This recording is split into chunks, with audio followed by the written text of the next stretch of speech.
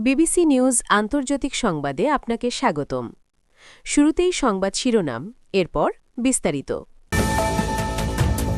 ঈদ বার্তায় ইসরায়েলকে উপড়ে ফেলার ঘোষণা মোজতবা খামেনির। হঠাৎ হাসপাতালে ইসরায়েলের প্রধানমন্ত্রী নেতানিয়াহু। ইরানের সমৃদ্ধ ইউরেনিয়াম নিয়ে ট্রাম্পের নতুন বার্তা।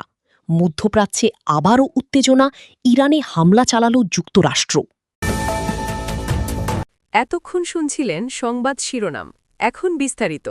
আপনি যদি মুসলিমদের পাশে থাকতে চান তাহলে ভিডিওতে লাইক করে চ্যানেলটি অবশ্যই সাবস্ক্রাইব করে দেবেন।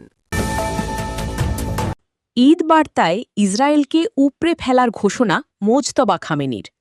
ইরানের সর্বোচ্চ নেতা মোজতবা খামেনি ঘোষণা দিয়েছেন, ইসরায়েলকে অবশ্যই সমূলে উৎখাত বা উপড়ে ফেলতে হবে। পবিত্র হজ ও ঈদ উল আজহা উপলক্ষে এক বার্তায় একথা বলেন তিনি। এ সময় ইসরায়েলকে মধ্যপ্রাচ্যের একটি বিপজ্জনক ও মারাত্মক ক্যান্সারযুক্ত টিউমার হিসেবেও বর্ণনা করেছেন তিনি। খবর আল জাজিরার। খামেনি বলেছেন, চাপিয়ে দেওয়া এ যুদ্ধের সময়ে ইরান তার বিধ্বংসী আঘাতে জায়নবাদী শাসনকে অসহায় করে তুলেছিল। এটিকে যুক্তরাষ্ট্রের প্রতি একটি কঠোর চপেটাঘাত বলে অভিহিত করেছেন তিনি। বার্তায় তিনি জানান, এবছরের হজ মৌসুম যুক্তরাষ্ট্র ও ইসরায়েলকে বয়কটের আহ্বানকে এক বিশেষ গুরুত্ব দেওয়া হয়েছে। এছাড়া আমেরিকার ধ্বংস হোক ও ইসরায়েল ধ্বংস হোক ইসলামী উম্মার প্রধান স্লোগানে পরিণত হবে। মোজতবা খামেনির মতে ভবিষ্যৎ হল ইসলামী উম্মা এবং নতুন ইসলামী সভ্যতার। হঠাৎ হাসপাতালে ইসরায়েলের প্রধানমন্ত্রী নেতানিয়াহু। ইসরায়েলের প্রধানমন্ত্রী বেনিয়ামিন নেতানিয়াহুকে হাসপাতালে ভর্তি করা হয়েছে। দেশটির প্রধানমন্ত্রীর কার্যালয় সূত্রে জানা গেছে, স্থানীয় সময় সোমবার 25 মে তাকে হাসপাতালে নিয়ে দাঁতের চিকিৎসা দেওয়া হয়। প্রধানমন্ত্রীর কার্যালয় জানায়, নেতানিয়াহুকে রাতে জেরুজালেমের হাদাসাহা ইন কেরেম হসপিটালে ভর্তি করা হয়। সেখানে তিনি দাঁতের চিকিৎসা নেন। তবে দাঁতের চিকিৎসা শেষে গত রাতেই জেরুজালেমের হাদাসাহা ইন কেরেম হসপিটাল ত্যাগ করেছেন বলে তার কার্যালয় থেকে জানানো হয়েছে। জনসাধারণের কাছ থেকে চিকিৎসা সংক্রান্ত তথ্য গোপন করার অভিযোগে বেশ কয়েকটি ঘটনায় নেতানিয়াহু সমালোচিত হওয়ার পর তার স্বাস্থ্য একটি প্রধান আলোচনার বিষয় হয়ে উঠেছে। ইরানের সমৃদ্ধ ইউরেনিয়াম নিয়ে ট্রাম্পের নতুন বার্তা। ইরানকে তাদের উচ্চমাত্রায় সমৃদ্ধ ইউরেনিয়াম যুক্তরাষ্ট্রের কাছে হস্তান্তর অথবা আন্তর্জাতিক তত্ত্বাবধানে ধ্বংস করার আহ্বান জানিয়েছেন মার্কিন প্রেসিডেন্ট ডোনাল্ড ট্রাম্প।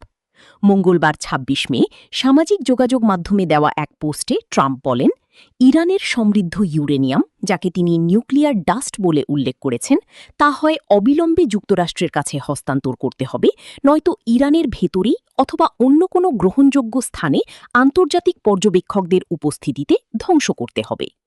তিনি লিখেছেন, সমৃদ্ধ ইউরেনিয়াম হয় যুক্তরাষ্ট্রের কাছে হস্তান্তর করে ধ্বংস করা হবে, অথবা আরও ভালো হয় যদি ইসলামী প্রজাতন্ত্র ইরানের সঙ্গে সমন্বয়ের মাধ্যমে তা নিজ দেশে কিংবা অন্য কোনো গ্রহণযোগ্য স্থানে ধ্বংস করা হয়। পুরো প্রক্রিয়ায় পারমাণবিক শক্তি কমিশন বা সমমানের কোনো আন্তর্জাতিক সংস্থা উপস্থিত থাকবে।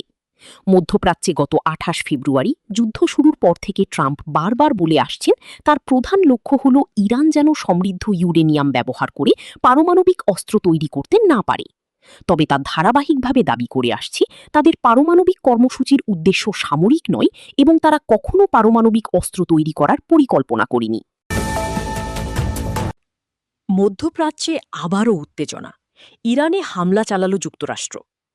মধ্যপ্রাচ্যে ভূরাজনৈতিক উত্তেজনা আরও তীব্র রূপ নিয়েছে। এবার দক্ষিণ ইরানের কয়েকটি কৌশলগত স্থানে বিমান হামলা চালিয়েছে মার্কিন যুক্তরাষ্ট্রের সামরিক বাহিনী। মার্কিন সংবাদ মাধ্যম ফক্স নিউজের এক প্রতিবেদনে যুক্তরাষ্ট্রের সেন্ট্রাল কমান্ডের সেন্টকমের মুখপাত্র টিম হকিন্সের বরাত দিয়ে এই তথ্য নিশ্চিত করা হয়েছে। সেন্টকমের পক্ষ থেকে জানানো হয়েছে, অঞ্চলটিতে অবস্থানরত মার্কিন সেনাদের ওপর ইরানি বাহিনীর সম্ভাব্য হুমকি ও হামলা প্রতিরোধে এই পদক্ষেপ নেওয়া হয়েছে। মূলত নিজেদের সেনাদের সুরক্ষায় এটিকে একটি আত্মরক্ষামূলক হামলা হিসেবে বর্ণনা করেছে ওয়াশিংটন। মার্কিন সামরিক বাহিনীর দাবি, হামলার মূল লক্ষ্যবস্তু ছিল ইরানের ক্ষেপণাস্ত্র উৎক্ষেপণ কেন্দ্র এবং পারস্য উপসাগরে মাইন স্থাপনের চেষ্টায় লিপ্ত থাকা ইরানি নৌযানগুলো।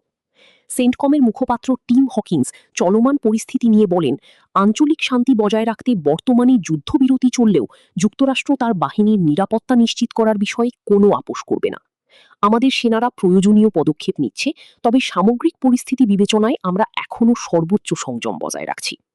এদিকে এই হামলার ঠিক পূর্ব মুহূর্তে ইরানের দক্ষিণাঞ্চলীয় অত্যন্ত গুরুত্বপূর্ণ বন্দরনগরী বন্দর আব্বাসে বিকট বিস্ফোরণের খবর প্রকাশ করে দেশটির স্থানীয় গণমাধ্যমগুলো।